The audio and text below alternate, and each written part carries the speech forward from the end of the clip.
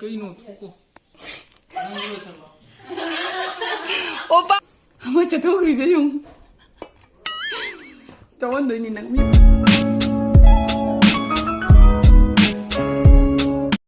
Hello everyone, I'm Madam Abhi channel da taranong chali. Ado akoi ngasi di yung da chali ni bako ai ngasi yung da chali ni.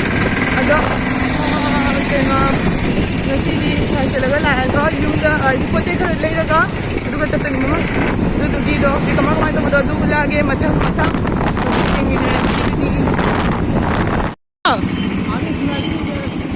thangsinna dada ali ko to kg ko to Poncha sign hai. Ai, poncha ai ni. Dada. Oda. Sir. 60 hai.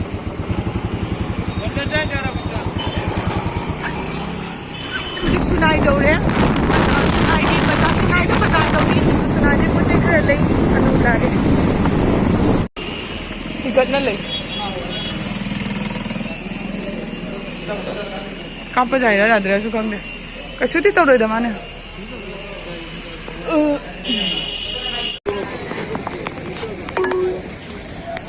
Dada keji ko to. Southwest on Sony Bazaar Road, then turn left onto Cachar, Sony Amju Pinnacle. Akoi poche yamna leiba phangdre se lapoi ama lawre duga achapot khara sibek siga lawre duga gi ki home lawre aduga hoji yum da chalani. Few moments later.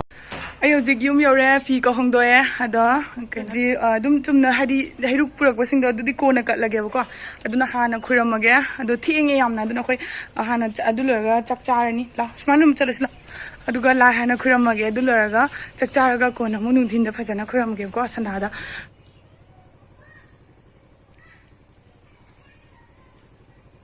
Jenny lo machak jamot pana loire ne tenya nangai khong bala gedeng chale tha do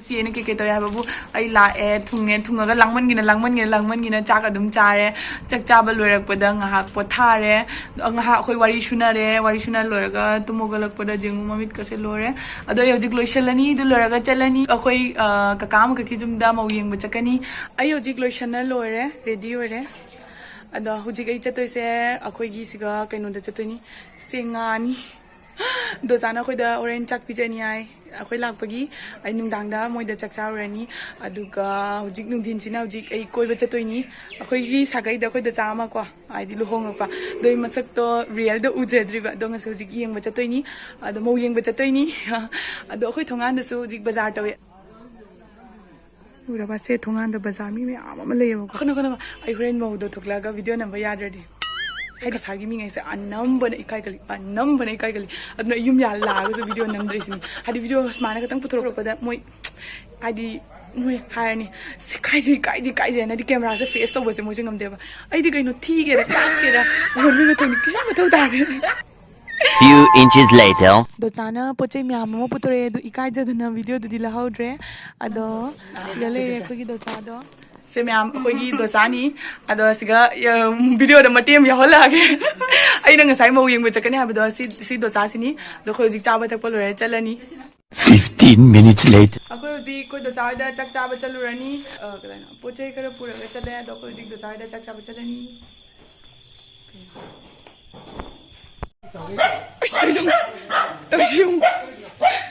do mai tau nu ne khong ne tai su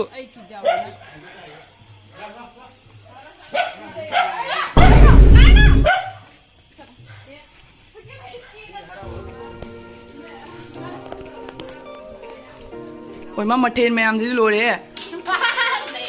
nei re ngasi akoi do chai da do cha tau thawa mathen mayam se mayam jing biu ai de si ni da ni je chamu che jam haw da male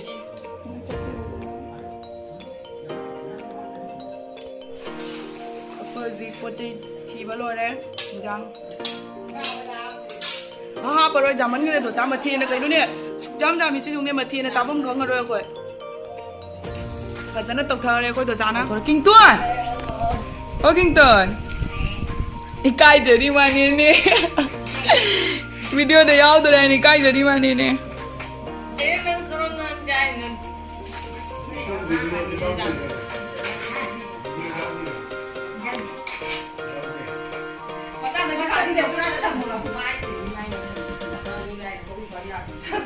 How bro? How bro? Tahu deh. Opa how bro? No no no. Opa how bro? How bro? Kau kenal itu na? Ah, kau king tuan di kai jadi mana ni? Papa caro caro. Aku tu caro sih. Oh jo no. Oh lo nung kau gigi kopi no. Kau gigi kopi no. Kau lagi tanah kopi dah.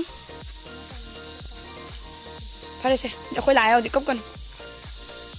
Khung à, chứ dùng đi khung chảo chứ dùng đi mà khung chứ. Mà khung biểu mà khung được cái gì ní bung à? Jenny, Jenny, Jenny, ôi lơ. Mà bán đầm rồi chứ?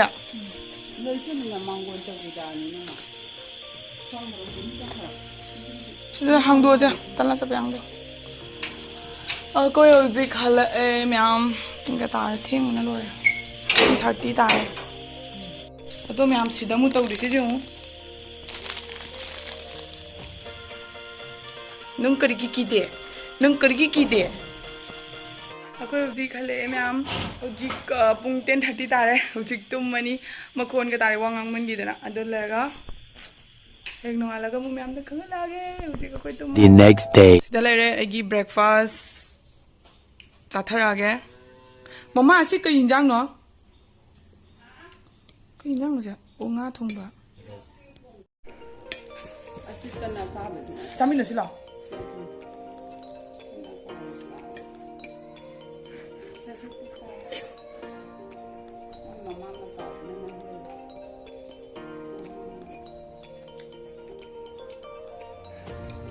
mẹ mấy breakfast sao rồi đó Lui salaga मैं आमदे उला गया मुझे lui salaga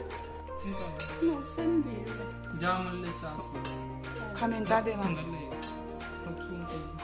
करूँ ने चक चाउ जादे ने lemon लम्बू मी कहीं तो लगा चक चार का लेमन बफाई ने मठंग को लागा कहीं नो को जेरुम जानिंग रे मम्मा ही जानिंग आई जेरुम जानिंग आई चाक सरुक लोसिना मैम अखोय हजिक युमदा हनबगी चाकना चारिनी हम चथोखरि जे युम चवन दोइनी नंग मी पुना मंगना Vanga ngawai masak se kai mali masak baje de thoda de dona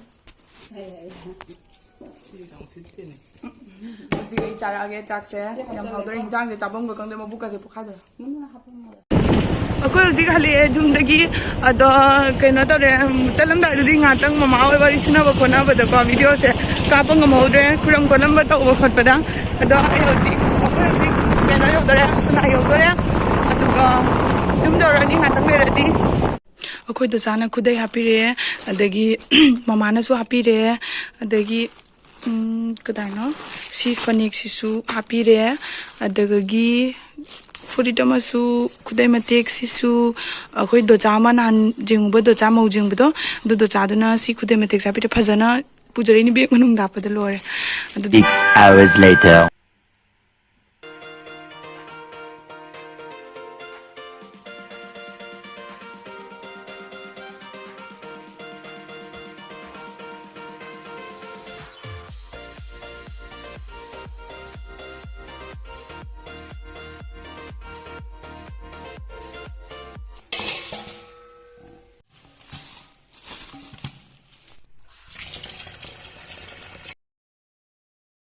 PM. The next day.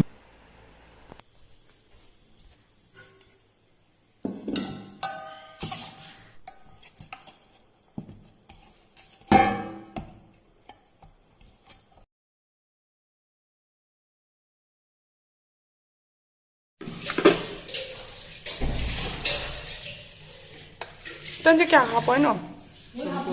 Hapon na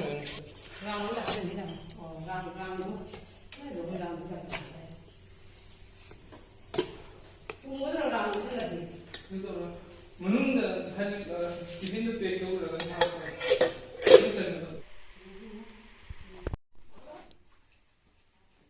15 minutes later.